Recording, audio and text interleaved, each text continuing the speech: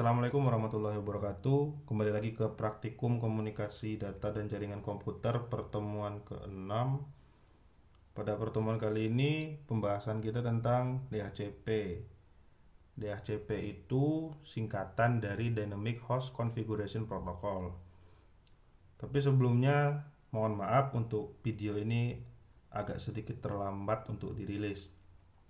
Oke, kita langsung masuk saja DHCP. Apa itu DHCP? DHCP itu merupakan perangkat yang memudahkan penyebaran IP address ke sebuah jaringan secara merata tanpa perlu dilakukan dengan manual atau menyebar IP address satu persatu ke perangkat. Jadi, kalau biasanya kita pakai kabelan itu, kita masukin IP di komputernya 192.168.1.1 atau yang lain. Nah, dengan DHCP ini kita tidak perlu memasukkan IP itu satu persatu di setiap komputer. Coba bayangkan komputernya atau di sisi kliennya ada banyak, ada 200 atau 300 klien yang harus di setting satu-satu, itu akan memakan waktu dan tidak efektif. Makanya itu perlu dengan DHCP.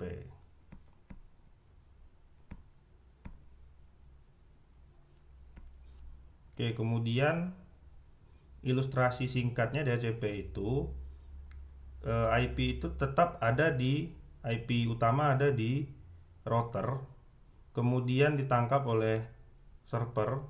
Nah, nanti server yang akan membagikan IP itu dari rentang berapa sampai berapa ke klien. Nanti klien tinggal request diberikan IP dari sisi server. Kurang lebih ilustrasinya seperti itu. Kemudian kita langsung praktik aja. Silahkan disiapkan toolnya, yaitu Kisco Packet Tracer. Untuk link download saya sediakan di sini, ada di netcat.com. Silahkan di-download dan registrasi. Oke, kita sudah buka Kisco Packet Tracer-nya. Oke, yang pertama teman-teman silahkan buat backbone-nya itu sederhana saja. Untuk router PT-nya pilih router PT aja biar lebih sederhana konfigurasinya.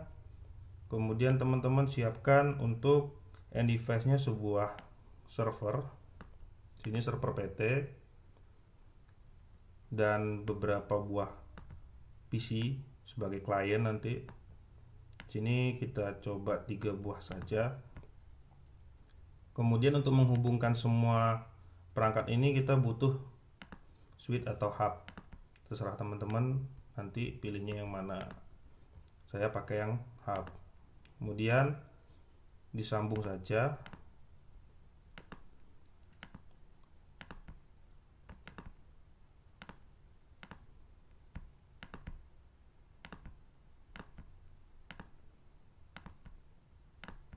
Oke, sudah.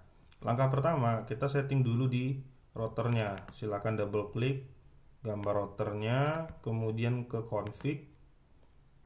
Nah, teman-teman sebelumnya cek dulu dia sambung ke port mana. Kalau di sini sambungan ke fast ethernet 0/0 atau 0/1 juga nggak masalah. Kita buka fast ethernet 0/0, port statusnya kita aktifin dulu biar terlihat apakah tersambung atau tidak.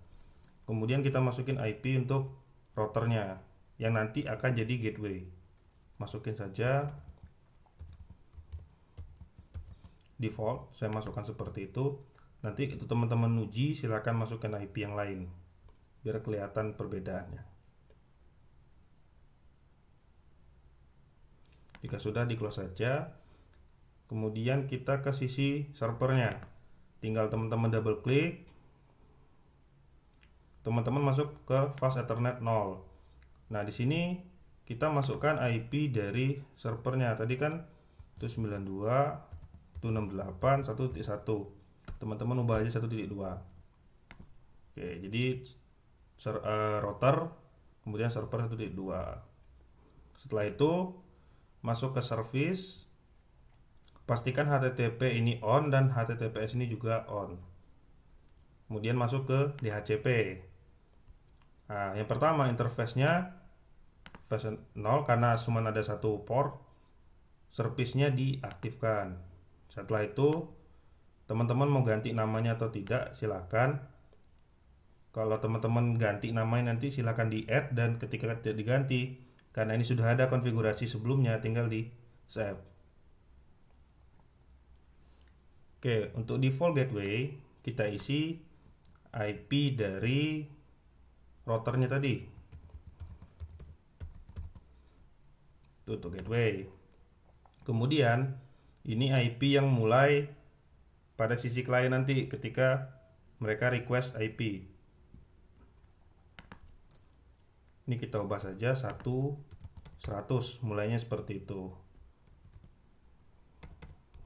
Untuk subnet mask biarkan default. Untuk maksimum number of user, teman-teman silakan tentukan berapa banyak user nanti. Di sini saya coba 100. Ketika sudah, tinggal di save. Konfigurasinya ada di sini.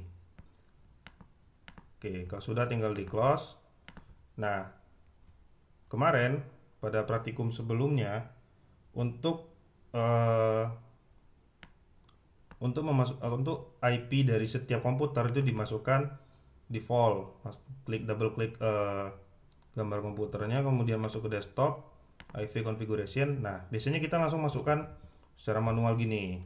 Nah, dengan DHCP tidak perlu seperti itu, tinggal teman-teman pilih yang ini. Dia akan merequest IP dan ke sisi server, dan server memberikan IP. DHCP request successful. Ini IP-nya, subnet ini, dan default gateway-nya ini. Oke, sudah. Untuk klien 2 dan 3 juga sama, tinggal DHCP saja.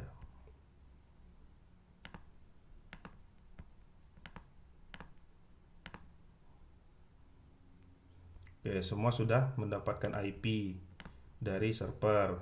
Kemudian kita cek komputer 1 ke komputer 1 ke komputer 3. Sukses. Coba lagi. Berhasil. Kita coba dari servernya. Berhasil. Oke, itu untuk DHCP, singkat saja. Saya kira nggak terlalu rumit. Nanti teman-teman coba sendiri, divariasikan lagi. Kalau teman-teman mau explore, backbone-nya dikembangkan lagi. Misalkan di